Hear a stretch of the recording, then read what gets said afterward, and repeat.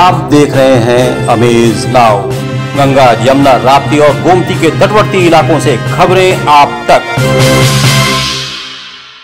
नमस्कार, सत्य घटना के नए अंक के साथ मैं सुगंधा। शुरुआत करते हैं आज की मुख्य घटनाओं से। गणतंत्र दिवस के अवसर पर पूर्वोत्तर रेलवे के महाप्रबंधक ने सैयद मोदी रेलवे स्टेडियम गोरखपुर में फहराया राष्ट्रीय ध्वज।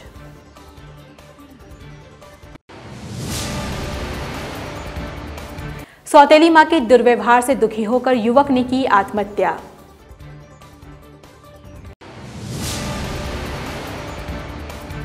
बलिया में गणतंत्र दिवस के दिन धड़ल्ले से बिकी अंग्रेजी शराब, प्रशासन रहा बेखबर। बलिया में दिशा की मीटिंग में बैठक को लेकर मचा बवाल, विधायक ने सांसद को बताया बेईमान, राज्य मंत्री और विधायक ने दिशा मीटिंग का किया बहिष्कार। गोरखपुर विश्वविद्यालय में 5 सूत्रीय मांगों को लेकर विश्वविद्यालय के छात्र नेता नारायण दत्त पाठक के नेतृत्व में छात्रों ने कुलपति कार्यालय के समक्ष जमकर किया प्रदर्शन। गांधी स्मारक संयुक्त चिकित्सालय सिद्धार्थनगर में लगे अग्निशमन यंत्रों की मियाद 2017 में हो चुकी है खत्म। आम आदमी पार्टी के कार्यकर्ताओं ने किया झंडारोहण।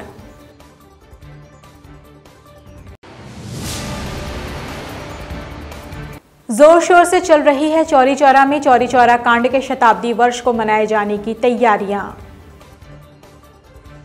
अब सत्य घटना विस्तार।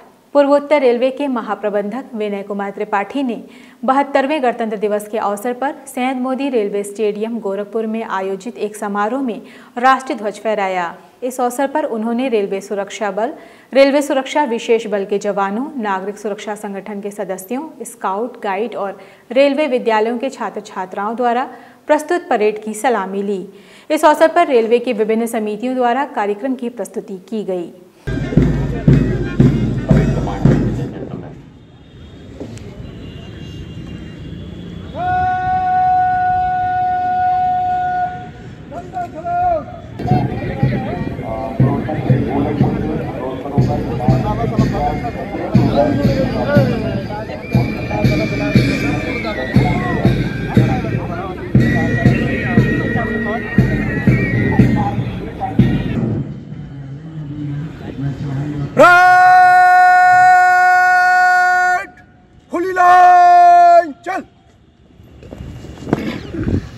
इस अवसर पर अपने संबोधन में महाप्रबंधक विनय कुमार त्रिपाठी ने रेल अधिकारियों, कर्मचारियों एवं उनके परिवारजनों को गणतंत्र दिवस की बधाई देते हुए कहा कि यात्रियों को सुरक्षित, संरक्षित एवं सुखद यात्रा प्रदान करने के लिए हम अपनी कार्यप्रणाली के सुधार एवं आधुनिकीकरण में निरंतर अग्रसर हैं।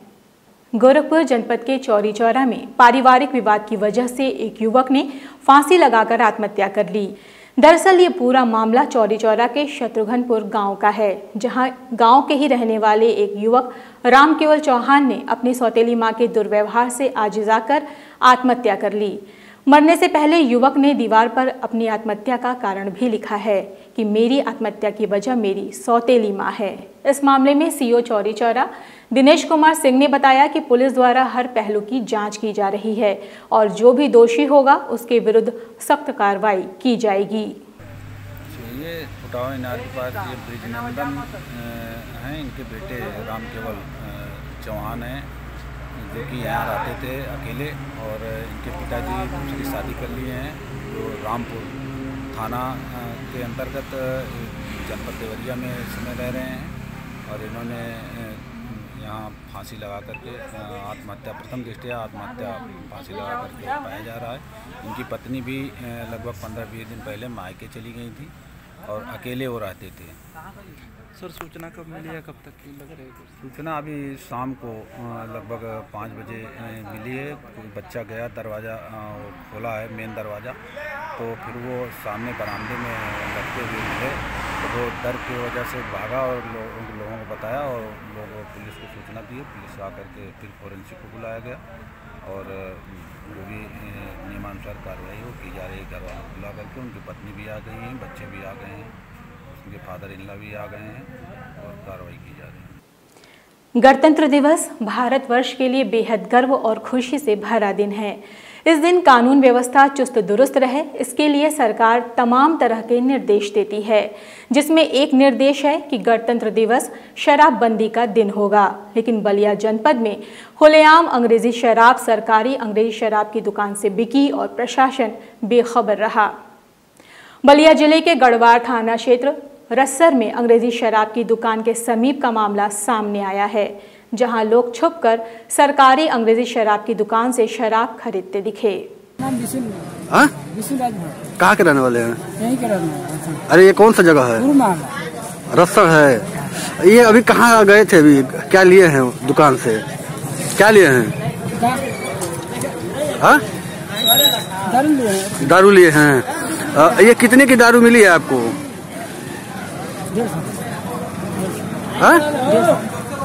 150 रुपये मिली है। दुकान खुली है क्या आज? हाँ, तो कैसे दारू मिल गया आपको? सभी लोग वहाँ खड़े हैं। उत्तर प्रदेश के बलिया जिले के कलेक्ट्रेट सभागार में दिशा की बैठक हो रही थी। बैठक के दौरान ही नेताओं में आपस में जबरदस्त नोकझोंक हो गई। कुछ लोग मीटिंग हॉल के बाहर भी गाली गलौज करते नजर आए। वहां मौजूद सुरक्षा कर्मियों ने कुछ लोगों को बाहर निकाला। इस बीच राज्य मंत्री आनंद स्वरूप शुक्ला दिशा की मीटिंग छोड़कर चले गए, जिसके बाद बलिया के डीएम और एसपी ने मीटिंग हॉल से बाहर आकर मौजूद लोगों को फटकार लगाई।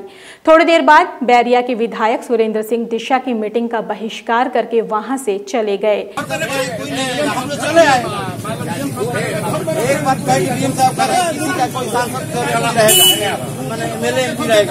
तो उनका रहेगा, हम संसदीय है बलिया का, जिलाधिकारी नहीं है, हम राजनीति करेंगे। विधायक ने बलिया सांसद पर गंभीर आरोप लगाते हुए कहा कि दिशा की मीटिंग के अध्यक्ष जिसको चाहते हैं उसको बैठाते हैं। दिशा की मीटिंग में बैठने के लिए एक सूची बनती है, जहां अध्यक्ष मनमानी करते हुए अनावश्यक लोगों को बैठाते हैं। साथ ही साथ अध्यक्ष को बेईमान भी बताया। अरे महाराज, अध्यक्ष जो है जिसको चाहता है उसी को जो है बैठक में वही बैठेगा। ये मेरे सिद्धांत और विचारों के खिलाफ। बैठक के लिए एक सूची होती है, सूची में जो लोग चिन्हित है उन्हीं को बैठक में रहना चाहिए।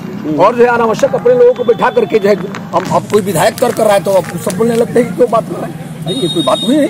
दिशा की बैठक में एक सूची होती है, सूची के अनुसार जितने लोग निश्चित होते हैं उतने लोगों को बैठना चाहिए। और जो है अध्यक्ष जो है मनमानी करता है। खुद जो है अभी शिव बाबू के शिवपुर के बेईमान आदमी जो है 25 बीघा खेत अपने हड़प लिया है। अभी मैं विषय को उठाना ही वाला था, तब तक जो है अब पीछे सब ये करने लगे। सर कौन अध्यक्ष जी कौन है वो?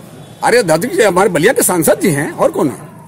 गोरखपुर विश्वविद्यालय में बीए एलएलबी की नियमित कक्षाओं को चलाने सहित अपनी 5 सूत्रीय मांगों को लेकर विश्वविद्यालय के छात्र नेता नारायण दत्त पाठक के नेतृत्व में छात्रों ने कुलपति कार्यालय के समक्ष जमकर प्रदर्शन किया। प्रदर्शन कर रहे छात्रों ने अपनी मांग पत्र के जरिए कुलपति प्रोफेसर राजेश सिंह से ये मांग की है कि विश्वविद्यालय द्वारा संचालित बीए एलएलबी के छात्र छात्राओं को पढ़ने के लिए एक अलग भवन बनवाया जाए। इसके साथ ही कोर्स की फीस को 3 किश्तों में जमा कराया जाए, ताकि छात्र छात्राओं को किसी भी प्रकार की असुविधा न हो। बीएलएलबी की विभिन्न समस्याओं को लेकर आज माननीय कुलपति जी को मैं ज्ञापन देने आया था और धरना दिया हूं, पर किन्हीं कारणों से कुलपति जी से मुलाकात नहीं हो पाई। तो डीएसडब्ल्यू जी के माध्यम से कुलपति जी को ज्ञापन देकर ये मांग किए हैं कि हम बीएलएलबी 2 साल से कक्षाएँ चल रही हैं, लेकिन अभी तक छात्रों को ID कार्ड नहीं मिला है। पुस्तकालय से उन्हें पुस्तकें नहीं मिल रही हैं और उनकी प्रॉपर क्लास की व्यवस्था नहीं की गई है। इन्हीं सब समस्याओं को लेकर मैंने कुलपति जी को ये ज्ञापन भेजा है कि इन कार्यालयों को जल्द से जल्द इस पर कार्रवाई करें और हमारी मांगों को पूरा करें। प्रदेश के स्वास्थ्य मंत्री जयप्रताप सिंह के जिला सिद्धार्थनगर का जिला अस्पताल अपनी बदहाली के आंसू रो रहा है। जिले के गांधी स्मारक संयुक्त चिकित्सालय सिद्धार्थनगर में आग लगने से बचाव के लिए जो अग्निशमन यंत्र लगे हुए हैं उनकी मियाद 2017 में पूरी हो चुकी है। इस अग्निशमन यंत्रों का नवीनीकरण 2018 में ही हो जाना चाहिए था, लेकिन अब साल 2021 शुरू हो चुका है और अब तक जिला अस्पताल में लगे अग्निशमन यंत्रों का रिन्यूअल नहीं कराया गया। जरा सोचिए, ऐसे में जिला अस्पताल में अगर आग लग जाए और कोई बड़ी घटना घट जाए तो आखिर कैसे बचाव कर पाएंगे ये जिम्मेदार? ये एक बड़ा सवाल है, क्योंकि जिन अग्निशमन यंत्रों का उपयोग आग लगने पर बचाव के लिए किया जाना है वो खुद ही बेकार हैं और हाथी के दांत के समान हैं। आखिर इतनी बड़ी लापरवाही जब प्रदेश के स्वास्थ्य मंत्री के जिले के जिला अस्पताल में की जा रही है तो प्रदेश के अन्य अस्पतालों का क्या हाल होगा? इस बारे में जिला अस्पताल के रखरखाव के लिए जिम्मेदार सीएमएस से बात की गई तो उनका गैर जिम्मेदाराना बयान आया। उन्होंने साफ तौर पर कहा कि उन्हें इसकी कोई जानकारी नहीं है, जब वो कागज देखेंगे तब बताएंगे। अपना रिकॉर्ड ये निकलवाऊंगा, देखूंगा कि उसमें पोजीशन क्या है, क्योंकि अभी तक इस बारे में ना तो किसी तरीके की कंप्लेंट आई है। और जहाँ तक व्यवस्था की बात है तो हमारे पास जो पानी वाला सिस्टम है वो सभी जगह एक्टिव है।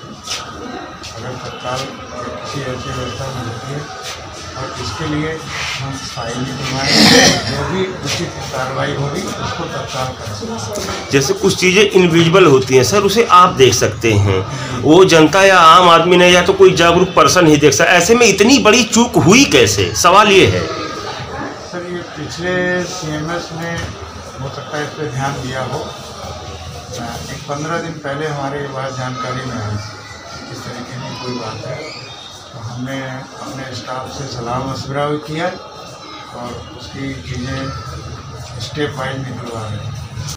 गणतंत्र दिवस के मौके पर गोरखपुर में आम आदमी पार्टी के कार्यकर्ताओं ने पार्टी कार्यालय पर तिरंगा फहराया। गणतंत्र दिवस के मौके पर मंगलवार को गोरखपुर में आम आदमी पार्टी के सभी कार्यकर्ता और पदाधिकारी पार्टी कार्यालय पर एकत्र हुए। इस मौके पर जिला संयोजक और पूर्व जिला संयोजक सीए श्रवण कुमार जायसवाल समेत कई पदाधिकारी व कार्यकर्ता भी मौजूद थे। सभी ने ध्वजारोहण कार्यक्रम में भाग लिया और राष्ट्रगान किया। अमेज नाउ से बातचीत करते हुए सीए श्रवण कुमार जायसवाल ने समस्त देशवासियों को गणतंत्र दिवस की शुभकामनाएं दी। मैं एसके जायसवाल, प्रदेश उपाध्यक्ष व्यापार प्रकोष्ठ आम आदमी पार्टी उत्तर प्रदेश के तरफ से समस्त शहरवासियों, हमारे जनपद वासियों, उत्तर प्रदेश के सभी निवासियों को, देश के सभी निवासियों को गणतंत्र दिवस की बहुत बहुत हार्दिक शुभकामनाएं और बधाई देता हूं। जय हिंद। उत्तर प्रदेश के चौरी चौरा में स्वतंत्रता संग्राम के चौरी चौरा कांड के शताब्दी वर्ष के अवसर पर कार्यक्रम की तैयारियां जोर शोर से चल रही हैं। शहीद स्मारक की दीवारों पर चौरी चौरा कांड में शहीद हुए स्वतंत्रता संग्राम सेनानियों की छवियां भी उकेरी जा रही हैं। आपको बता दें कि पूरे 1 वर्ष तक मनाए जाने वाले चौरी चौरा शताब्दी वर्ष की शुरुआत आगामी 4 फरवरी को होगी। ये हमारे लिए बहुत सौभाग्य की बात है कि हमारे बीच मतलब कार्यक्रम से 1 दिन पहले मुख्यमंत्री, 2 दिन पहले मुख्यमंत्री जी का आगमन हो रहा है और माननीय मुख्यमंत्री जी यहाँ पे हो रही कार्यों की समीक्षा के लिए आएंगे।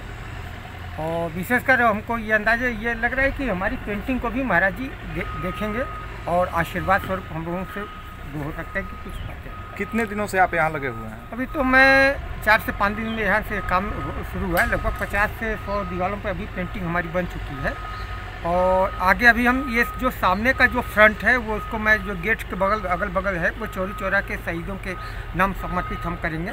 उसमें 19 लोगों को जो फांसी दिया गया था उनका है और कुछ लोगों को आजीवन कारावास दिया गया था, उनके भी पेंटिंग को हम बनाने की कोशिश कर रहे हैं।